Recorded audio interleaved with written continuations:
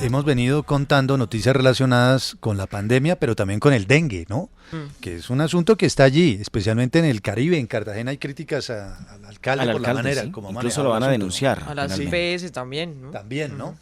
Y queremos precisamente establecer un paralelo entre COVID y dengue, porque son dos temas de medicina, dos temas de salud que están sobre la mesa. Y acudimos, por supuesto, a los que saben. ¿Qué dice la academia en RCN Radio? Con nosotros la doctora Melissa Acchini, es especialista en medicina interna e infectología de la clínica de la Universidad Pontificia Bolivariana, docente también de esa prestigiosa universidad en Medellín. Doctora Acchini, bienvenida, gracias por su tiempo. Juan Manuel, te saludo a ti, a la mesa de trabajo y a todos los oyentes. ¿Cómo están? Bien, estamos pues muy pendientes de lo que está ocurriendo simultáneamente con el COVID-19 en distintas zonas del territorio colombiano. Casi 800, 900 casos más ayer en las últimas horas en relación con el día anterior, pero también la presencia del dengue, que parece generar preocupación, pero que en este momento uno cree que tendría una categoría subalterna como quiera, que no impacta como está impactando el COVID. Ayúdenos a entender una y otra enfermedad, por favor, doctora Melissa, y qué tan preocupante debe ser lo que está ocurriendo también con el dengue en Colombia. Sí, bueno, la situación del dengue es preocupante. Para la semana epidemiológica 50 del boletín del Instituto Nacional de Salud se habían presentado en el país 50.000 casos de dengue y desde la semana 28 o 30 aproximadamente hemos visto un incremento en el número de casos por encima de lo esperado. Esta situación es alarmante, especialmente en ciudades como Cartagena, en Cali, en Cúcuta y en Barranquilla. Entonces, lo que nosotros esperamos es que periódicamente, más o menos cada 3 a 4 años, se disparan los casos de dengue y se presentan ciclos epidémicos del dengue. El último lo tuvimos en el 2019 y es por eso que nos vienen alertando desde el Instituto Nacional de Salud que a más o menos a finales o sea, ahorita en diciembre y iniciando el próximo año, se pueden empezar a disparar los casos en el contexto de estos ciclos epidémicos. Ahora, desde el punto de vista sintomático, yo lo primero que quiero decir es que existe una superposición de síntomas entre estas dos entidades y es por esto que usted, si está como médico en una ciudad donde se presenta, o en un municipio donde se presenta dengue, debe tener esa enfermedad en el diagnóstico diferencial de un paciente que consulta con una enfermedad febril aguda. Wow, entonces, Sí. ¿qué significa esa superposición de síntomas? ¿Que eventualmente se puede confundir una con la otra?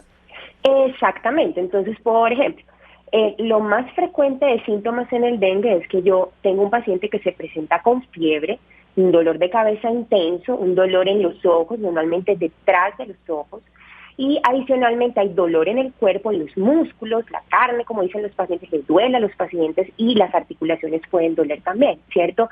Pero yo también tengo pacientes con coronavirus que no tienen síntomas respiratorios y se presentan principalmente con síntomas generales como muy parecidos a los del dengue.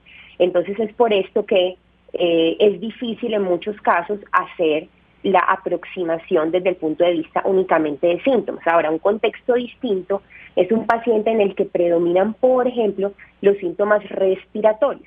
En ese contexto, o sea, la tos, la dificultad para respirar, ¿cierto? Ese tipo de cosas son infrecuentes en el dengue. En el dengue lo más frecuente es que usted tenga fiebre, dolor de cabeza, dolor en los ojos o detrás, dolor en el cuerpo y dolor en las articulaciones. Eso es lo más frecuente. Pero en el COVID usted podría tener lo mismo, salvo los síntomas respiratorios que sí definitivamente son más predominantes en el COVID. Doctora, ¿qué puede estar pasando respecto a la atención de niños? Porque bien lo dice usted, de vez en cuando se dan estos picos y uno supone que ya los médicos saben cómo tratarla, qué medicamentos aplicar y demás. ¿Por qué se están muriendo entonces los niños? En Cartagena incluso están entutelando hasta el alcalde, pero uno no entiende por qué, si es una situación que debe ser y debería estar controlada. Sí, yo pienso que esto, miren, no solo nos ha pasado con dengue, o sea, con la pandemia ha venido un problema y es que a los médicos a veces se nos olvida que hay diagnósticos diferenciales no solo de enfermedades infecciosas, también de enfermedades no infecciosas, que es importante tener en cuenta. Yo creo que como que toda la atención ha estado dirigida a la infección por SARS-CoV-2, pero definitivamente no podemos olvidar las enfermedades que siempre han sido preocupación para poblaciones que viven por debajo de los 2.200 metros sobre el nivel del mar, que es donde las infecciones transmitidas por mosquitos son una causa pues importante, ¿cierto?, de infección. Entonces, hemos perdido el rumbo de pronto, pero yo pienso que es momento de tomar los estribos y enderezarnos, porque tenemos que pensar en estas enfermedades y porque muchas veces pueden tener desenlaces fatales. Sí, doctora Chini, lo decía usted, cada tanto estamos hablando de estos ciclos epidemiológicos en el caso del dengue. Bueno, el COVID, por la situación que estamos viviendo a nivel mundial, pero en el caso del dengue es una cosa casi reiterada de todos los años. Desde el punto de vista médico, ¿cuáles son las recomendaciones a las autoridades? Justamente es una enfermedad de tantos años que debería por lo menos estar disminuyendo o controlada. De acuerdo, digamos que entonces nuestro país es endémico, es decir, nosotros tenemos dengue, somos un país endémico, y lo que yo les contaba es que cada 3 a 4 años se incrementan los casos por encima del número de casos esperados. Normalmente las autoridades, pues yo soy barranquillera, lo he vivido de cerca, digamos que se hace mucho trabajo comunitario porque lo que se tiene que intervenir principalmente es evitar el vector. Recuerden que el dengue es transmitido por un mosquito.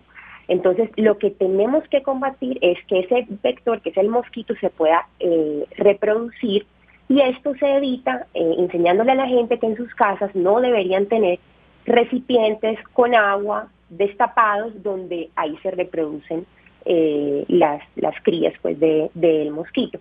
Entonces, la intervención desde el punto de vista comunitario es lo más importante. Y obviamente para los viajeros, pues el uso de repelentes, ¿cierto?, de ropa ligera, cuando por ejemplo el interior del país viajan hacia la costa, hay que tener en cuenta eso, pero en las zonas que son endémicas la principal intervención está en evitar y cortar la transmisión desde el vector, y eso se hace eliminando los sitios donde el vector se reproduce. Bueno, ojo pues, dengue y COVID, ahí están en algunas zonas del país simultáneamente actuando, y las autoridades por supuesto tienen un reto bien importante para enfrentar esas dos circunstancias. Doctora Chini, gracias por acompañarnos. Gracias a ustedes por la invitación, buen día. Ella es Melissa Achini, especialista en medicina interna e infectología de la clínica de la Universidad Pontificia Bolivariana en Medellín. Kelly, ¿qué dice el doctor Carlos Álvarez? Que es infectólogo, Juan Manuel, y asesor del gobierno nacional, dice en su cuenta de Twitter, y esto es obviamente una recomendación porque se han presentado muchos casos de gripa estos días y las personas pues tienen algunas confusiones. Escribe el doctor en su cuenta de Twitter: por si las moscas, si en este momento usted tiene síntomas de gripa, aíslese y solicite una prueba. La primera posibilidad es que sea COVID-19. En este momento que tenemos variantes más contagiosas, se hace necesario reforzar el aislamiento temprano los primeros días. Puede pasar también que la primera prueba le resulte negativa y luego haya un positivo, por eso tiene que aislarse. Y pone otro trino el doctor Carlos Álvarez: una persona contagiada puede transmitir con mayor probabilidad el SARS-CoV-2, el virus, desde 2 días antes de los síntomas hasta 5 días después, por eso la importancia del aislamiento precoz. Mire, la modelo Jessica Cediel publicó en Instagram hace 3 días efectivamente eso, que a principios de este mes tuvo una gripa fuerte, severa, se tomó la primera muestra de COVID, de la primera prueba, le salió negativa, siguieron los síntomas, sí. 4 días después, segunda prueba y positivo. Sí, la recomendación es que se haga las 2 pruebas, 3 pruebas si puede, hasta que, y obviamente aislarse mientras está presentando los síntomas.